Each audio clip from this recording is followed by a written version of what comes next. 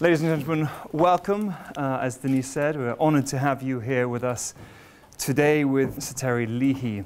First of all, if I can, just a few thank yous. I'd like to thank Sir Terry Leahy for being here today, obviously, and for signing all of our books today too. So I'd like to thank Random House for their help in facilitating this event. I'd like to thank Freshfields for this absolutely amazing venue, and for City International Personal Bank for all of their support too. And finally, our very cool media partner, Harvard Business Review, thank you too. And I'd like to thank each and every one of you for coming out in this cold weather and making it here today. So thank you. They say that cream rises to the top. Well, in the case of Sir Terry Leahy, it couldn't be more true. He started with quite humble beginnings. He grew up in a council estate in Liverpool, and his first job was stacking shelves at Tesco.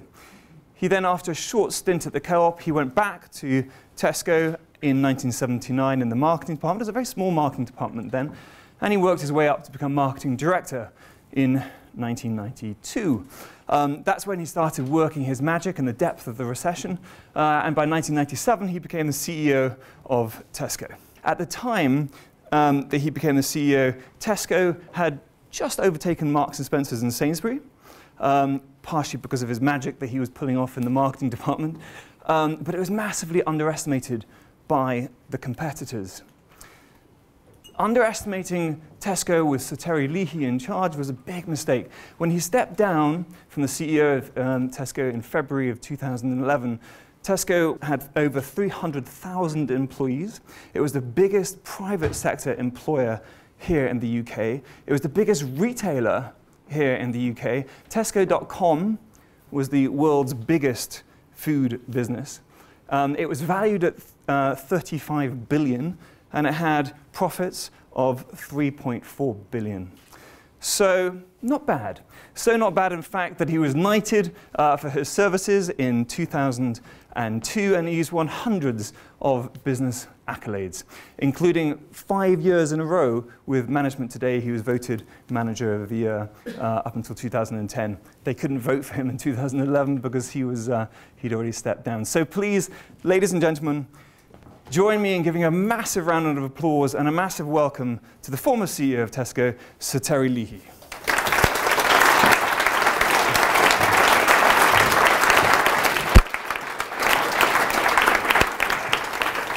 Thank you, Anthony, for those very kind words of introduction, and good evening, everyone. Well, I want to just start this brief introduction sort of part way through Anthony's nice CV. When I was appointed to the board of Tesco as the first ever marketing director.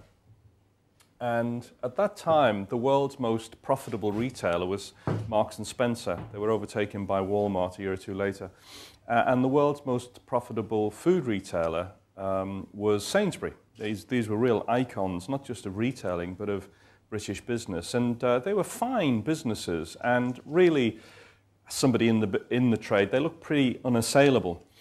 I've got a slide of their market capitalization in 1992. Coincidentally, they were valued at about the same size. Tesco, where was Tesco? Well, this is a quote from the Times at that period, and it's pretty damning. If you want quality shop at Sainsbury, if you want price shop at the discounter, Tesco's stuck in the middle. Who wants to shop there? It was all the more galling because I'd been interviewed by that journalist the day before, so he didn't think much of what I was going to offer.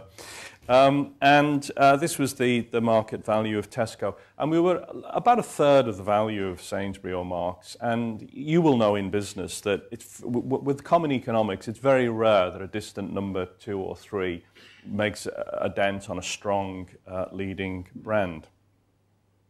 Bringing that forward to when I left the business, this is the value of Marks and Sainsbury. Amazingly, after 20 years, they're still valued the same as each other. It's completely coincidental. And this was the value of Tesco.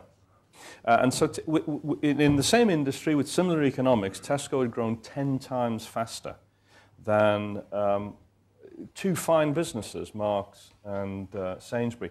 And looking back, no one would have predicted that. Nobody who knew Tesco at that time would have said Tesco was going to be the business that would come through on the rails. And, you know, over time, various things were written about why that was and what contributed to it. Some of it was accurate, some less so. So, sort of when I left Tesco, I just for my own purposes, really, wanted to really think through what did make the difference. And I found two things. One was actually relatively few things matter. And the second thing was that these few things actually were quite universal. They weren't particular to supermarkets or to retailing. They were age-old principles that were relevant to all organizations. And I suppose what they amounted to was how to improve organizational performance, how best to manage people in an organization. And in that sense, they were relevant to small organizations, large, public sector, private organizations. And so I thought, well, this might be useful. So I wrote a book. And the book, as you know, is Management in 10 Words. And the title is deliberate because it gets to the heart of the frustrating argument that actually it is simple. There are only a few things that really matter. But simple is not the same as easy. And I'll just say a quick word on each, in no particular order. The order was pretty accidental, except perhaps for the first and the last chapter. And the first chapter, in a business sense, is perhaps surprising, the truth, but it's arguably the most important thing. I realized when I joined the board of Tesco, we were struggling, as you've seen, against not just the strong brands of Marks and Sainsbury, but also these new entrants, these with a new and different economic structure from Germany, Lidl and Aldi. And we were in a pretty bad squeeze.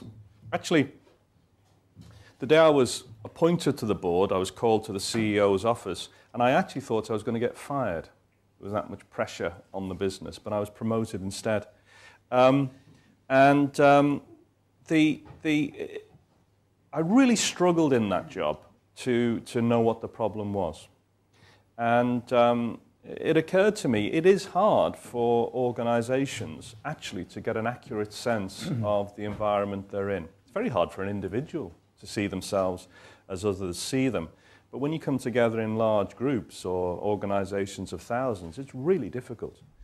And you need all the techniques you can possibly muster in terms of research. But also you need a culture of openness and honesty in the organization.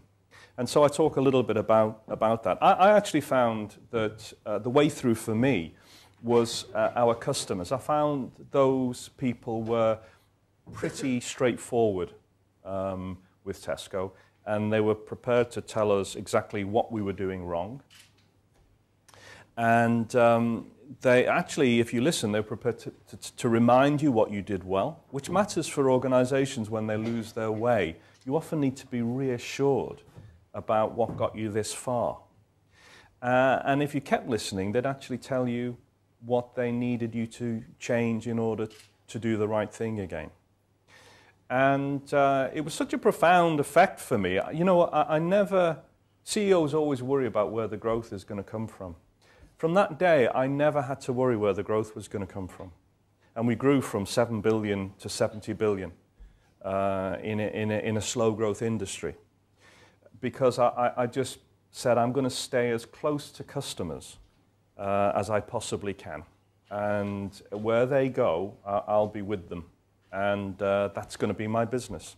And it proved to be so. I didn't need a strategy beyond that. I speak about loyalty. Loyalty, I think, is one of, if not the most valuable commodity a business can create for itself. And I talk principally about customer loyalty, but of course it's all stakeholder loyalties, staff loyalty, and so on. The way loyalty is built, you have to create benefit for people in order to earn their loyalty. And one of the problems of modern business is that so much of our efforts, whether it's in the law or in accounting or in retailing, so many of our efforts are short-term. We're desperate to acquire business from anywhere. We're so obsessed with getting new customers in. We actually train people to be disloyal. And the majority of marketing pounds today are actually wasted because they're incentivizing people to be promiscuous. Where if you forgot about new customers and just concentrated on the people you've already got, they're by far the most profitable. They'll sustain your business, and they, by word of mouth, will bring all your new customers in. And one of the tools that we developed that made a really big difference in creating loyalty was Clubcard. And actually, since I've left Tesco, I found that Clubcard is more famous around the world than Tesco. And I think the reason for that is it was the first example of what's now known as big data. I see the front of the Harvard Business Review is speaking about big data. And it was the first example, really, of a company managing its relationship with its customers through data. And the reason it wasn't done before is because computers weren't powerful enough. Simple as that. Eventually you could do it, and Tesco was the first in the world to do it. And it really transformed our marketing effectiveness because we could tailor our information, our promotions, our incentives, our value creation to the needs and the interests of individual real customers. Courage, again, is another odd title for a business book. But what I was trying to get at there is you have to take risk in business. I don't mean banking style risk in terms of mispricing of risk. I actually mean personal risk. Most organizations and most people in organizations, in bureaucracies, are fearful. And they're fearful for no good reason. They're frightened of upsetting their boss. They're frightened of harming their promotion prospects. They're frightened of not getting on with their colleagues. And that fear, they become prisoners to that simple fear. And it prevents them from doing things new, innovating, taking a risk to try something different in order to find new solutions for themselves and their customers and their business. And basically what I'm saying is an organization and the individuals within it have got to take that risk to do something different, to change the game in order to change their performance. Values, I found that, not just in Tesco, but in business life, that the soft side of management, values, vision, culture, are actually more important ultimately in sustaining business success than the hard side that you get taught about in business schools, like marketing strategy or information technology or accounting. And I think the reason for that is because the soft side speaks to the heart of people in business, not just employees, but customers, communities, stakeholders. It engages people in the endeavor of the organization, and it's that engagement that really sustains the business, that support over the long term. Tesco's values, which are basically very simple: no one tries harder for customers, and treat people the way you would like to be treated. So twin pillars of service and respect. They didn't come from a textbook or from a boardroom. We actually got all of our staff together, thousands, in meetings about this size, a bit smaller than this, and we just asked them two questions. What do you think Tesco stands for? You know the business. And what would you like it to stand for? And the answers to those questions became our values. And they were very, very important in engaging everybody into what we were trying to do. And when you employ, as Anthony said, 300,000 people, that's the trick. You know, if you can get as many of those people believing in your business, leading on behalf of the business, it transforms performance. And if you can create trust between people in the business because of the way they're treated, and self-confidence, self-esteem, that really makes a huge difference to how teams perform. People often ask me, how do you get things done? You know, I know all the strategies, the same as everybody else's strategy, but how do you make it a reality for a customer in a store? How do you make things change? And the point is that there's a prescription you can follow. It's boring, but it's necessary if you're going to execute your strategy. And you have to act. You have to make a decision. That decision needs to be based on data. You have to be disciplined in supporting that decision. And then you have to write down a process, which is just a series of steps or actions that have to happen for that decision to become a reality. You have to be mindful that people are involved, so you have to define the roles that people must perform for that to happen. And if you want to replicate it and make it reliable, you have to write an IT system for it. So simple steps: data, decision, discipline, people, process, system. It's as boring as hell. But actually, that's the meat and drink of successful organizational performance. And whenever you see things go wrong, like the NHS's computerized patient records or whatever, and remember that went along to the scale of £16 billion, the answer is that they didn't follow that process. People also would ask me, how do you connect ordinary people to those big aspirational goals? And we found that the balanced scorecard, Kaplan and Norton's balanced scorecard, was incredibly useful. We called it the steering wheel. We developed it for Tesco. And basically, it allowed every individual to have a measure for them when they came to work that was relevant to the higher order measures of the business. And you could adjust it. You could have measures for a store, an office, a function, or the whole company. And they were all connected. So people knew exactly where they were. The skill is you have to be quite thoughtful about the measures. They need to be quite simple measures and ones that do actually distinguish between success and failure, things that really move the business along.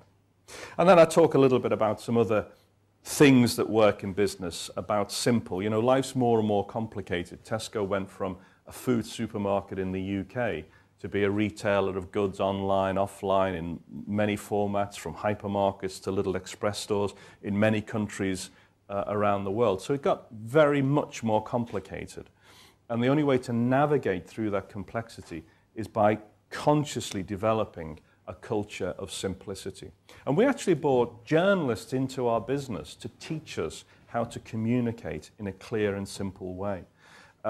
Because, you know, that's a skill they have. They've got to take a complex subject in the morning and they've got to turn it and explain it for their readers that day and make it interesting and engaging. And, well, internal office memos are not like that, are they? I found actually marketing people are the worst writers of all. So anyway, we had to do a lot of training about getting a simple mindset. I'll just end with the last two, because I know we want to get on to conversation. I found competition is incredibly healthy for businesses because competitors force you to do your best work. I mean, nobody likes competitors. They're trying to do you out of a job. They keep you awake at night and so on. But actually, they keep you honest. Because if you don't improve day in, day out for your customer, they'll be there to take your customer away. And if you can, always look for the strength in competitors. It's human nature to look for the weakness when you go into the meeting and say, oh, they haven't got that right, or they made a right mess of that. But actually look for their strengths and see if you can bring their strengths into your business. Don't slavishly copy them. Be yourself, but see what you can learn from them. And the great thing about competition, of course, is it empowers the consumer, it empowers the citizen, because it gives that person, that family, power over these big organizations in a way that no other system that I can see does. And finally, trust, which is really about leadership. And it's the aspect of leadership that most interested me, how you build trust within an organization. The definition of leadership I like is the one that says a leader takes you further than you would go on your own. Because I think that gets to the heart of leadership. It's not in the end what you do that matters, it's what you cause other people to do. And you can see, you know, with 300,000 people, it didn't matter much what I did at all. What effect could I have on those 300,000 people? How could I build their self-esteem, their belief in what I was trying to do, their trust in each other? And the key to trust is, in order to earn trust from people, you have to give them trust. And I think that's the part that leaders find most difficult, their ability and their preparedness to trust the people in the front line. And again, I'm not getting at the public sector, but often when you see these big organizations struggle, it's because the bosses have been unable to trust the people on the ground. And you don't want one leader or one leadership structure. You want thousands of leaders. You want everybody in your organization full of confidence, believing in what the organization is trying to achieve, and prepared to step forward in any situation and be a leader for the organization. Well, that's enough from me. Anthony, over to you. Thank you.